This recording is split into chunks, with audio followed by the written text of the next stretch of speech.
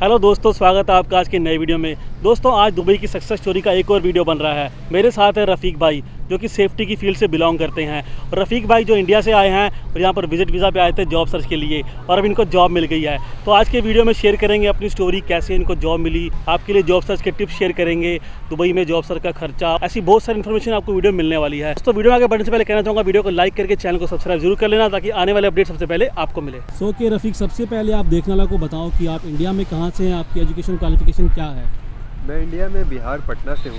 मैंने एजुकेशन में बैचलर्स किया है कंप्यूटर एप्लीकेशन में। उसके बाद मैंने निबोश आईजीसी किया है, आयुष मैनेजिंग सेफ्टी किया है और एडीआईएस किया है, और साथ साथ इसके मैंने फर्स्ट एड किया है। तो ये है मेरी एजुकेशन क्वालिफिकेशन। जी, तो आपकी जो कॉलेज की जो स्टडी थी, उसके बाद जो आपने सेफ्टी से रिलेटेड कोर्स आपने बताए हैं, तो इनको करने में आपको कितना खर्चा आया लगभग और कितना टाइम लगा? सेफ्टी रिलेटेड कोर्स करने में मेरे टोटल 1 लाख रुपीज़ आ गए, क्योंकि निबोश आईजीसी जो कोर्स थी वो उसमें मुझे 50,000 रुपीज़ लगे थे। 50 to 60,000 रुपीज़ लगते हैं, डिपेंड्स अपॉन कॉलेज, जहाँ से आप कर रहे हो निबोश आईजीसी, आपकी इंस्टीट्यूट कौन सी है, ट्विटर कैसे है, ये इस पर डिपेंड करता है कि आपकी निबोश की फील्ड क्या है, उसकी फ़ी क्या होगी। तो ये उस पर डिपेंड करता है। ठीक है, तो लगभग आपने अपनी स्टडी कंप्लीट करने के बाद 1 लाख खर्च किया। और उसके बाद कितना टाइम लगा ये कोर्सेज करने के लिए सेफ्टी के? 1 ईयर लगे मुझे डिप्लोमा करने में। उसके साथ साथ मुझे निबोश आईजीसी करना था, जो कि मैंने 1 मंथ में एग्ज़ाम निकाल लिया होता है। निबोश आईजीसी में एक्चुअली 3 पेपर पहले हुआ करते थे, अभी 2 पेपर हैं, जो कि IG1 है एंड IG2 है। तो आपको वो क्लियर करना होता है। 40 डेज़ की क्लास होते हैं। उस क्लास होने के बाद आपकी एग्जामिनेशन होगी और उसको आपको क्लियर करना होता है। आपको दोनों पेपर अगर एक बार में क्लियर कर लेते हो तो आपको निबोश की सर्टिफिकेट UK से आती है।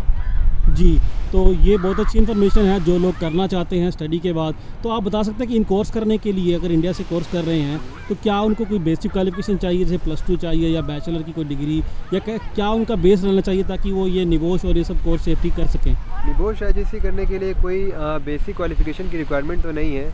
अगर आपने 12th भी किया है तो आप निबोश आईजीसी कर सकते हो। मगर अगर कोई भी कंपनी में आपको जाना है, किसी अच्छी कंपनी में जाना है, तो ज़्यादा बेहतर है कि आप बैचलर्स करें। बैचलर्स के बाद आप निबोश आईजीसी करें और आयुष करें और एडीआईएस करें। ये सारी कोर्सेज़ करें, तब आप सेफ्टी ऑफिसर्स के पोस्ट पे जा सकते हो। अगर आपके पास बैचलर डिग्री नहीं होगी तो वो आपको as a safety officer hire नहीं करेंगे। इंडिया में कर लेते हैं, लेकिन यूएई में, गल्फ़ कंट्री में हायर नहीं करेंगे। उनको बैचलर डिग्री चाहिए।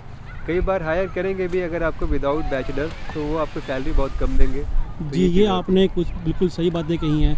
अगर आपको as a safety officer job करनी है तो आपको बैचलर की डिग्री चाहिए। अगर आपको सेफ्टी इंजीनियरिंग में एक सेफ्टी इंजीनियर बनना है तो आपको इंजीनियरिंग डिग्री चाहिए। या बैचलर इन टेक्नोलॉजी आप कर सकते हो, बीटेक मैकेनिकल कर सकते हो, या फिर इलेक्ट्रॉनिक से भी कर सकते हो। तो ये चीज़ें चाहिए। जी, सिविल भी कर सकते हो। तो ये सब जैसे कि कोई भी कर इंजीनियरिंग करके आप सेफ्टी इंजीनियर बन सकते हो। तो ऐसे नॉर्मल ग्रेजुएशन करके आप सेफ्टी ऑफिसर बन सकते हैं। जी, तो आप बताएं कि ये सब आपकी क्वालिफिकेशन करने के बाद आपने इंडिया में कितना जॉब किया? मैंने 3 साल इंडिया में काम किया है। वो 3 years इंडियन एक्सपीरियंस। और वो जो एक्सपीरियंस थी वो मेरी हाई राइज बिल्डिंग एक्सपीरियंस थी, कंस्ट्रक्शन एक्सपीरियंस थी। मेरी प्रीवियस कंपनी का नाम था CQRA, जो कि एक प्रोजेक्ट मैनेजमेंट कंसल्टेंट कंपनी थी। वहाँ पर मैं ऑडिटिंग भी करता था। जी। तो जब आप इतनी अच्छी कंपनी में काम कर रहे थे, तो ये बताएं कि आपको दुबई आने का मोटिवेशन कैसे मिला? क्यों आपने दुबई आना चूज़ किया? मुझे दुबई आना ही था। मैंने जब निबोश आईजीसी किया था, मैंने उसी वक्त सोच लिया था कि मुझे दुबई में ही जॉब करनी है, क्योंकि इंडिया में स्टैंडर्ड्स मेंटेन नहीं होते। तो इसलिए मैंने सोचा कि मैं इंडिया में आऊँ, यहाँ यूएई में आऊँ। यूएई में क्या है कि हेल्थ एंड सेफ्टी को काफ़ी ज़्यादा प्रायोरिटी मिलती है, और यहाँ पे अच्छी सैलरी भी एक सेफ्टी ऑफिसर्स को मिलती है। तो इसलिए मैंने सोचा कि मुझे वहाँ से यहाँ माइग्रेट करना चाहिए, और मैं यहाँ पे आ गया। जी, तो इतनी अच्छी जॉब इंडिया में थी, फिर भी आपने एक अच्छा एक्सपोजर लेने के लिए, अच्छे स्टैंडर्ड में, एक अच्छा यहाँ एटमॉस्फेयर सेफ्टी का उसको गेन करने के लिए, नॉलेज गेन करने के लिए आप दुबई आए। ठीक है, तो थोड़ा देखने वालों के लिए बताएं, जैसे कि अभी काफ़ी सारे रूल्स चल रहे हैं। तो अभी आप दुबई कब आए थे और आते टाइम इमिग्रेशन वगैरह क्या प्रोसेस था? मैं 15 दिसंबर को दुबई में आ गया था। इमिग्रेशन में मुझसे कोई ज़्यादा क्वेश्चन नहीं किए गए, और वहाँ पे मुझे सिम कार्ड जो है वो फ्री में मुझे मिल गई थी। तो बहुत से लोगों की क्वेश्चन होती है कि वहाँ पे जाके सिम खरीदना होगा, पासपोर्ट पे रहना होगा। सिम तो नहीं, ऐसी कोई बात नहीं है। वो आपको इमिग्रेशन ऑफिसर एयरपोर्ट पे ही आपको सिम वो फ्री में देते हैं, जिसमें कुछ बैलेंस होती हैं और नेट होती है। जी, तो ऐसी कोई इमिग्रेशन की कोई ख़ास बात बताना चाहते हैं, जैसे पासपोर्ट से रिलेटेड, या आपके वैक्सीनेशन सर्टिफिकेट, या फिर कोई ऐसा आपको कोरोना का टेस्ट करवाना, उसके बारे में बता सकते हैं? कोविड टेस्ट मैं लेकर के आया था, क्योंकि वो चेक कर रहे थे जब मैं यूएई के लिए यहाँ पे ट्रैवल कर रहा था। मगर यहाँ पर कोई अभी ऐसी रिक्वायरमेंट, जिस टाइम मैंने ट्रैवल किया 15 दिसंबर को, वहाँ पर कोई ऐसी मेरा नाम मोहम्मद रफ़ीक है। तो अभी क्या है, डबल नेम का सिस्टम चल रहा है। पूरा मोहम्मद होना चाहिए, फिर रफ़ीक होना चाहिए, टाइटल होना चाहिए, सर नेम होना चाहिए। मगर अभी जिस टाइम मैंने ट्रैवल किया उस टाइम ऐसा कुछ नहीं था, मुझसे कोई क्वेश्चन नहीं किए गए, मैं आराम से यहाँ पे यूएई में आ गया। तो ओके रफ़ीक, ये बहुत अच्छी इन्फॉर्मेशन आपने दी है वीडियो में। आगे चलते हैं बता सकते हैं कि वीज़ा फ़्लाइट वगैरह आपने कैसे मैनेज किया?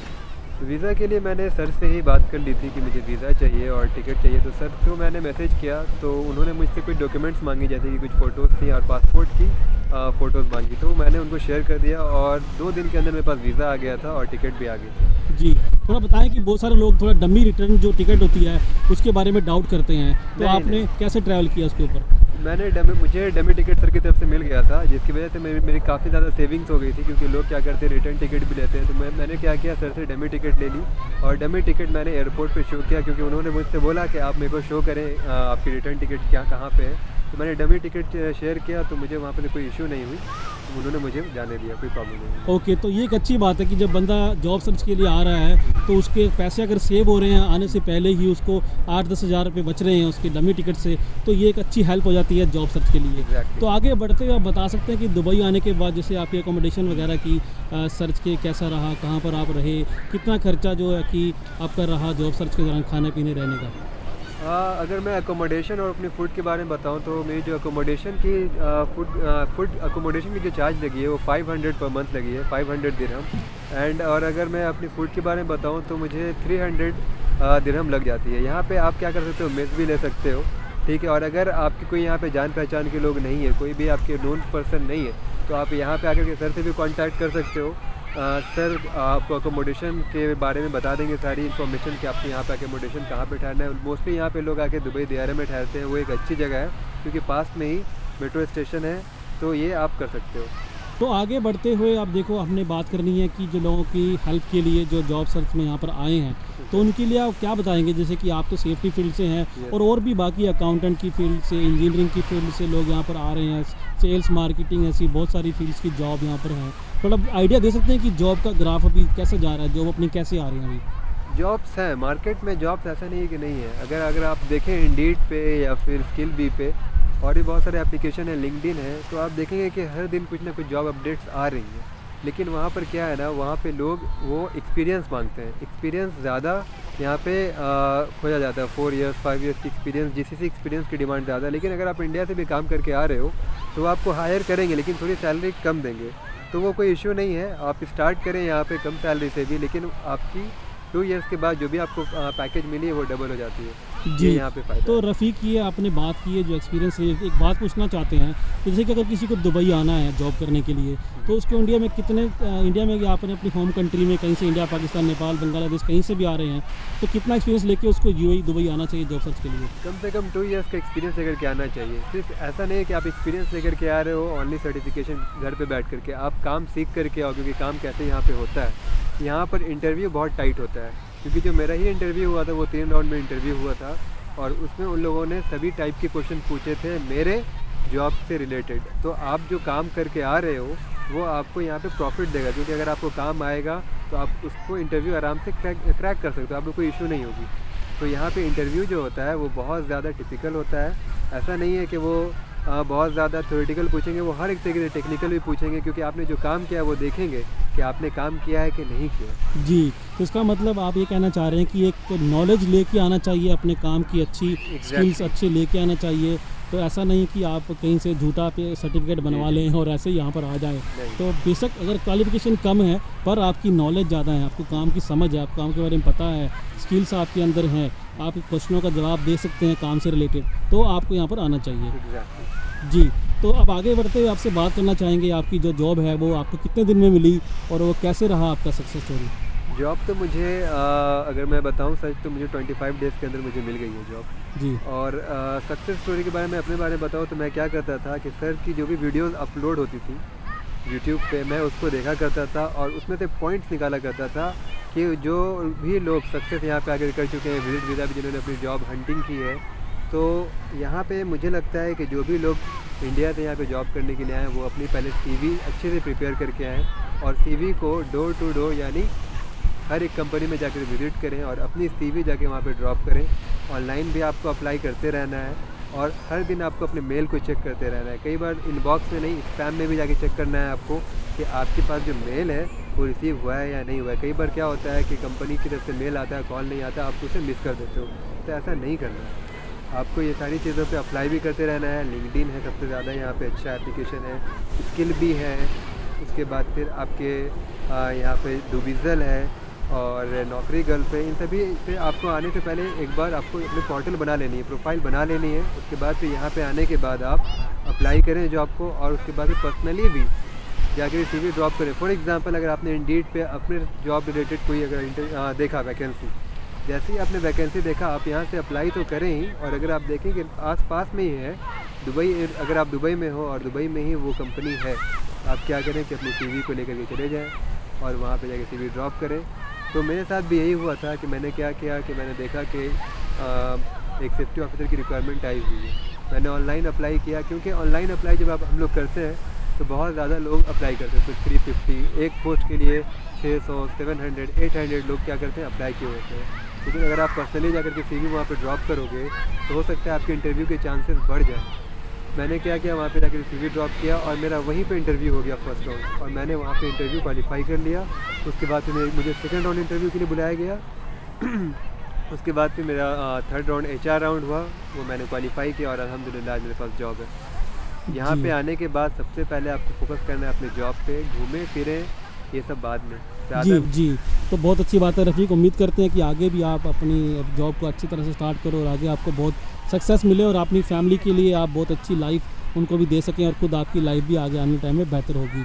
तो आगे देखने वालों के लिए बता सकते हैं जिनकी नॉलेज के लिए, जैसे दुबई में क्या क्या तरह की जॉब रहती है। जैसे कि इंडिया में तो लोग सोचते हैं कि बस सेफ्टी ऑफिसर या कुछ ऐसा 1-2 पोस्ट रहती है, तो दुबई में सेफ्टी से रिलेटेड क्या क्या पोस्ट रहती हैं, कैसे कैसे लोग उनको आके कर सकते हैं, कैसा एक्सपीरियंस लेकर उनको यहाँ पे आना चाहिए ताकि उनको अलग अलग तरह की सेफ्टी जॉब मिल सके। सबसे पहले तो यहाँ पे सेफ्टी की बहुत ज़्यादा पोस्ट होती हैं। सबसे अगर मैं आपको बताऊँ पोस्ट बाई लाइन अप करके, तो सेफ्टी इंजीनियर्स होते हैं, फिर सेफ्टी ऑफिसर्स होते हैं, सेफ्टी इंस्पेक्टर्स होते हैं, फिर HSE एडवाइज़र होता है, सेफ्टी स्टीवर्ड्स होता है। इन सभी की जॉब रिस्पॉन्सिबिलिटीज़ अपनी अपनी है, ठीक है। तो ये डिपेंड करती है उसकी क्वालिफ़िकेशन और उसकी एक्सपीरियंस के हिसाब से उसको पोस्ट मिलते हैं यहाँ पे। अगर आपने बीटेक किया हुआ है मैकेनिकल तो आप सेफ्टी इंजीनियर हो, और आपने बैचलर्स किया है BSc BA या कोई भी चीज़ से आपने किया है कंप्यूटर एप्लीकेशन, तो आप यहाँ पे एक सेफ्टी ऑफिसर यहाँ पे जॉब स्टार्ट कर सकते हो। जी, तो इसमें थोड़ा आइडिया दे सकते हैं कि सैलरी रेंज कैसे रहती है, अगर मान लो कोई सेफ्टी हेल्पर है या सेफ्टी सुपरवाइज़र है, उसके बाद इंजीनियर ऑफिसर मैनेजर, कैसे रेंज स्टार्ट होती है, कहाँ तक जाती है? सैलरी आपकी स्टार्ट होती है यहाँ पे 2000 दिरहम से स्टार्ट होती है, और उसके बाद 12,000 15,000 दिरहम तक आपको मिल जाएगी सैलरी सेफ्टी में। आफ्टर 2 ईयर्स एक्सपीरियंस आपकी अगर 2000 से स्टार्ट भी होती है तो वो डबल हो जाएगी, 4000 हो जाएगी, 5000 हो जाएगी। इस तरीके से आपको यहाँ पे सैलरी मिलती है। तो जी रफ़ीक, आपने बहुत अच्छी इन्फॉर्मेशन ऑलरेडी वीडियो में दी है। आगे चलते हुए बहुत इंपॉर्टेंट इन्फॉर्मेशन पूछना चाहता हूँ कि जैसे आपका इंटरव्यू हुआ, सेफ्टी का इंटरव्यू आपने दिया और आपकी जॉब लगी है, तो क्या आप बता सकते हैं कि इंटरव्यू में कैसे कैसे सवाल किए जाते हैं? और दूसरी बात कि जैसे इंटरव्यू वगैरह वो इंग्लिश में होता है या आपकी जो सेफ्टी की रिलेटेड जॉब है उसमें इंग्लिश कितनी इंपॉर्टेंट है? इंग्लिश बहुत इंपॉर्टेंट है यहाँ पे, क्योंकि अगर आपने मीटिंग करनी होती है आपके क्लाइंट से तो आपको इंग्लिश यहाँ पे काफ़ी फ्लुएंट आनी चाहिए। विदाउट इंग्लिश यहाँ पे आपको प्रमोशन भी नहीं मिलेगी और आप मतलब अच्छा ग्रो नहीं कर पाओगे। इंग्लिश चाहिए, और इंटरव्यू में आपके जो सवालात होते हैं, क्वेश्चंस होते हैं, वो सभी इंग्लिश में होते हैं, क्योंकि वो फर्स्ट क्वेश्चन ही आपसे करेंगे tell me about yourself. तो आपको अपने बारे में अच्छी तरीके से उनको बताना है, वो आपको इंग्लिश में ही बताना होगा। और उसके बाद फिर मुझसे सवालात कुछ ऐसे किए गए थे इंटरव्यू में कि मुझसे पूछा गया कि सेफ्टी क्या है, what is hazard, what is confined space, how many types of work permit, what is JHA, what is JSA, what is the responsibility of a safety officer. और समटाइम्स क्या होता है कि कंपनी में जो है वो रिस्क असेसमेंट बनवा के भी देखेंगे कि आपको रिस्क असेसमेंट बनाने आता है या नहीं आता है। हीरा भी वो चेक करेंगे बनाने आता है या नहीं आता है। ये सारी चीज़ें मुझसे पूछी गई थी। तो ये सारी चीज़ें आपसे सेफ्टी से रिलेटेड जितने भी क्वेश्चंस होते हैं वो पूछेंगे। टेक्निकल राउंड भी होता है और ये आपके एप्टीट्यूड भी चेक करते हैं। एक सिनेरियो दे देंगे वो कंपनी का कि ऐसा मैनेजमेंट क्या होता है सपोर्ट नहीं करता है, फॉर एग्जांपल मैनेजमेंट सपोर्ट नहीं करता है हेल्थ एंड सेफ्टी को, तो एज अ सेफ्टी ऑफिसर आपकी वहाँ पे क्या रिस्पॉन्सिबिलिटी है, आप किस तरीके से अपने मैनेजमेंट को समझाओगे, मोरल लीगल फाइनेंशियली किस तरीके से आप उसको बताओगे। तो वो आपकी जनरल नॉलेज भी चेक करेंगे इस तरीके से। ऐसा नहीं है कि आप यहाँ पे आप आ गए और जॉब आपको मिल जाएगा, ऐसा नहीं। इंटरव्यू टफ होता है। इंटरव्यू में वो पूछेंगे, आपसे पूछेंगे, हर एक सवाल पूछेंगे आपसे एजुकेशन से रिलेटेड, क्योंकि आपने जो निबोश में पढ़ा है PDCA, cycle plan, do, check and act, वो सारी चीज़ें पूछते हैं। ओके रफ़ीक, आपने बहुत अच्छी इन्फॉर्मेशन वीडियो में दी है। आगे चलते आपसे पूछना चाहता हूँ कि अगर इंटरव्यू के लिए जा रहे हैं तो इंटरव्यू में ड्रेसिंग सेंस कैसी होनी चाहिए, कैसा एटीट्यूड होना चाहिए? ड्रेसिंग सेंस सबसे पहले तो आपको जो जब भी आप इंटरव्यू में जाओ तो आपको फॉर्मल ड्रेस पहन के जाना है। लोग क्या करते हैं, जीन्स पहन के चले गए या टी शर्ट पहन के चले गए। नहीं, आप वाइट कॉलर जॉब के लिए जा रहे हो, आप वर्कर या लेबर के लिए नहीं जा रहे हो। वाइट कॉलर जॉब बोले तो इंजीनियर्स, सेफ्टी, ये सारी जॉब जो है वाइट कॉलर जॉब है। तो आपको क्या करना है, आपको हमेशा फॉर्मल ड्रेस पहननी है और टाई लगा के जानी है। तो इससे क्या होता है, first expression is the last expression. तो ये चीज़ हम लोग को समझनी है। और कई बार क्या होता है कि हम लोग जाते हैं किसी भी कंपनी में इंटरव्यू देने के लिए, तो लोग क्या करते हैं कि उन्होंने कंपनी के बारे में जाना ही नहीं, उसकी हिस्ट्री के बारे में जाना नहीं कि वो कंपनी करती क्या है, फिर वो कंस्ट्रक्शन कंपनी है, इंडस्ट्री है या कॉर्पोरेट है। तो अगर मैं एज अ सेफ्टी ऑफिसर में बताऊँ, अगर मुझे किसी कंपनी में इंटरव्यू देने के लिए जाना है तो मैं सबसे पहले देखूंगा कि वो कंपनी कंस्ट्रक्शन है। अगर कंस्ट्रक्शन से रिलेटेड है तो मैं उससे रिलेटेड सेफ्टी पढ़ के जाऊँगा, इंटरव्यू की तैयारी करके जाऊँगा। अगर मैं देखूँगा इंडस्ट्री है, वहाँ पे क्रेन बनती है, तो मैं ज़्यादातर कोशिश करूँगा कि मैं क्रेन्स के चैप्टर्स को कंप्लीट करूँ, जो भी क्रेन्स की सेफ्टी होती है वो मैं पढूँ। कॉर्पोरेट है तो मैं कॉर्पोरेट टाइप की सेफ्टी पढ़ के जाऊँगा। तो जिस टाइप की कंपनी है मुझे उसकी हिस्ट्री पढ़ के जानी है, ये चीज़ है। तो रफ़ीक थोड़ा बताओ कि दुबई में ट्रांसपोर्ट के लिए आपने कैसे मैनेज किया, कैसे आप जाते थे इंटरव्यू वगैरह के लिए? ट्रांसपोर्ट के लिए मैंने पहले से यूट्यूब में देख रखा था कि यहाँ पे ट्रांसपोर्ट काफ़ी ज़्यादा एक्सपेंसिव है, टैक्सी काफ़ी ज़्यादा एक्सपेंसिव है। तो मैंने क्या किया है कि नॉल कार्ड बनवा लिया। जैसे ही मैं एयरपोर्ट पे आया, एयरपोर्ट पे मैंने मेट्रो पे ही नॉल कार्ड बन जाएगा, आप आओगे तो 20 दिरहम में मेरा नॉल कार्ड बन गया था, जिसमें 10 दिरहम बैलेंस था मेरे पास। तो अगर आप किसी भी ट्रेन में अगर ट्रैवल करते हो किसी नेक्स्ट स्टेशन तो नेक्स्ट मेट्रो स्टेशन पे जाने के लिए वो 5 दिरहम कटता है, ठीक है। और अगर आप बस में ट्रैवल करते हो तो 3 दिरहम कटता है। वही अगर आप टैक्सी से जाओगे तो आपसे ज़्यादा चार्ज कर लेंगे, 20 दिरहम 30 दिरहम। तो ये चीज़ें हैं। तो मेरे हिसाब से अगर मैं एडवाइस करूँगा कि आप क्या करें कि आप नॉल कार्ड पहले बनवा लें, क्योंकि आपको जाकर के CV ड्रॉप करनी होगी। तो ये एक जॉब सीकर्स के लिए अच्छा है। जी, तो बहुत अच्छी बात है कि एयरपोर्ट पे आते ही वहीं से आप नॉल कार्ड बनवा लें और उसको आप टाइम रिचार्ज करते रहें जब भी आपको ज़रूरत हो, और उसी को इस्तेमाल करें ताकि आपका खर्चा कम हो।